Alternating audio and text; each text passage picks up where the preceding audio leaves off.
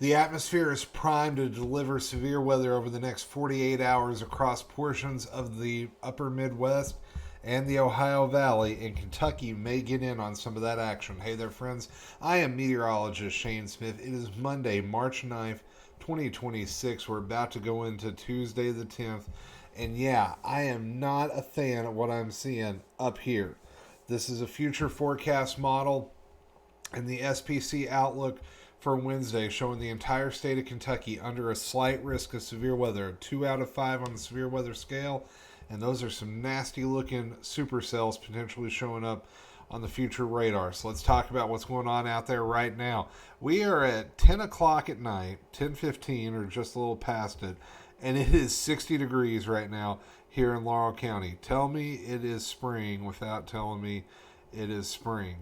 That is some really mild air for this time of year.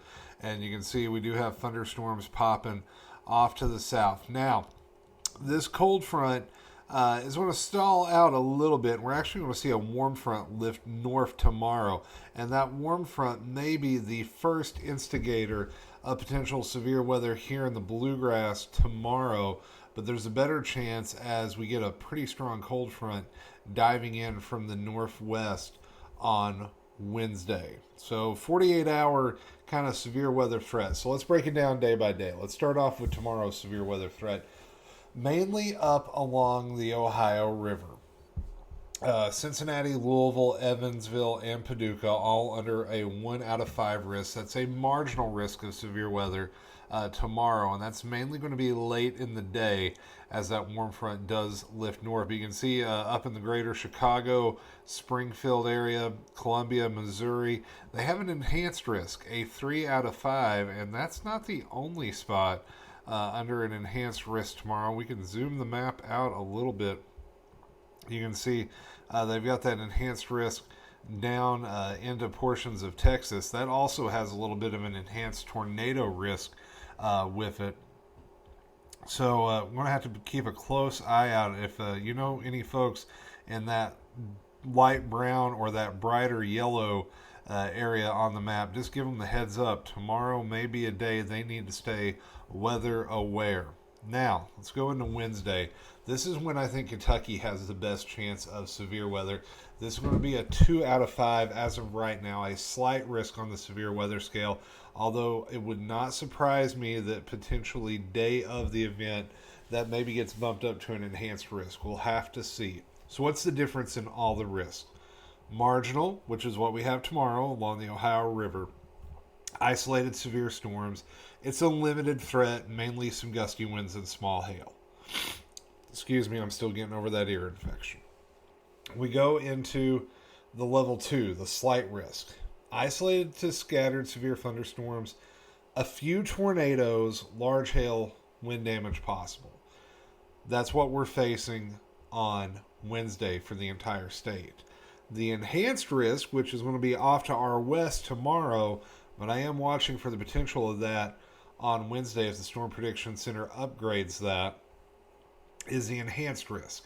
Scattered severe thunderstorms. That's more than 1 or 2. We're talking in that kind of 3, 5, maybe even 6 range. Few strong tornadoes possible with hail and damaging winds. So that's how the Storm Prediction Center breaks down their outlook. Now, let's map it all out using the future radar from the HRRR model, the high resolution rapid refresh. That is my favorite model for short-term forecasting, especially when it comes to convective thunderstorms. We may actually see a few thunderstorms fire up in western Kentucky tomorrow morning, and those may actually roll into the Cumberland Valley right around the morning commute. So don't be surprised if we maybe have 1 or 2 isolated storms from London up to Lexington, back over towards Louisville tomorrow morning. We'll have to wait and see how the radar develops during the overnight. And you can see it's just trying to pop little thunderstorms because we're going to be in the warm sector of this storm system. It is going to feel noticeably more humid. Not only are we going to have temperatures into the 70s, dew points are going into the 60s. So it's going to feel a little bit more humid out there. And when you put that heat and humidity together, you got thunderstorm fuel. In fact, you can see tomorrow, 5 o'clock, a few isolated thunderstorms, maybe on the stronger side, even in southern Kentucky outside that risk area. We'll have to watch out for that. Then we go into the overnight. Here we are Wednesday at midnight. A few storms out there, temperatures into the 60s. Watch that storm cluster coming up Wednesday morning down in the Cumberland Valley. That may be a big time wake up call for folks in Somerset, over towards Mount Vernon, London, Williamsburg, Monticello, Corbin. If that does come to pass, that could be the first round of severe weather early Wednesday morning, and what could be the first of a couple of rounds, because notice we get more storms developing back off to the west right along the Ohio River from 9 a.m. onwards. And I know there's the big state technology education conference, the CAST conference, going up in Louisville this week. I'm actually going to be attending that. You'll want to pack the rain gear for Wednesday and be ready to deal with potential severe thunderstorms in the neighborhood. Now, as that warm front lifts north, you get the first potential round of severe weather. Then as the cold front comes in, you get another potential round. Now, the one we got to watch out for is here like 4 or 5 o'clock. If we've got supercells out here in the warm sector off on their own and it hasn't rained much there, look out. That could be game on for some nasty severe weather. Maybe the potential of an isolated tornado or two on that. I am really going to be watching that area from Lexington down to Columbia Wednesday afternoon. I got a feeling it may get a little gnarly, and that could stretch all the way up to Moorhead. Then the cold front comes blasting in here Wednesday evening. Notice we've got temperatures near 70 in Pikeville, back into the mid-50s in Louisville. So that is going to be a pretty potent front slamming through here. And then on the back side of that front, maybe a flake or two flies. Not a lot, but the potential of an early morning snowflake can't be ruled out Thursday morning. Friday, we're going to be cooler, but not horribly cool. We'll see highs back into the mid-60s. Saturday, we wake up into the 30s and 40s pretty much area-wide. And in the afternoon, back to the mid to upper 60s, some low 70s near the Tennessee border. And then on Sunday morning, we're going to watch as another system starts to come up from the south. Now, let's take a look at some of those severe weather parameters just to see how everything is playing out. This is the supercell composite parameter. So this just shows the potential of supercell thunderstorms. Anything over a 10, so when the yellows start showing up, is enough to grab my attention, and we're not really getting there.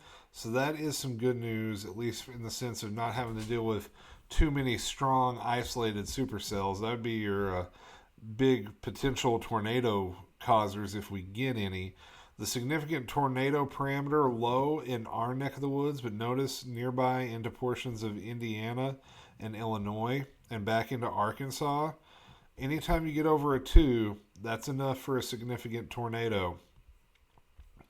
And Wednesday morning, there into portions of Kansas and Oklahoma. Oof. 4+, yeah, no thank you. They may have a rough overnight, early Wednesday morning out there. Thankfully, we really don't get too high here in the bluegrass. And looking at the energy helicity index, this is a combination of different factors that takes spin in the atmosphere plus available energy. Anything over a 2 promotes severe weather.